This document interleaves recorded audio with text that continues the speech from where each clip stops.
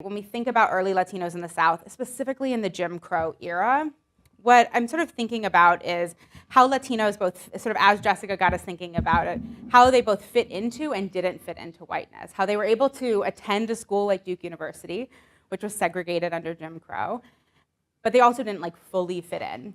So for an example, we have one here. So this is a letter from between the director of graduate admissions at Duke and one of the deans.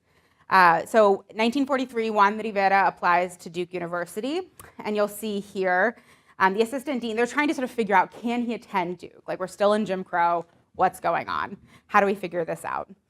You can see here, he writes, when it comes to the man and his color, I do not know whether or not he is white. You can obviously see, he continues, that he is not entirely so. His skin is dark. However, Roberts notes, sometimes their type has been accepted in the South as dark Spaniards. Despite what they describe as his dark skin and lively hair, he's able to attend Duke and is admitted. So this kind of gets at the sense of they're admitted to Duke, they're attending this all-white institution, and yet they're still experiencing forms of discrimination and exclusion. I mean, it's kind of hard to imagine a letter like this being in an admissions file today. Like this is what admissions partly looked like, as they were trying to figure out, like, is this person racially qualified to attend this school?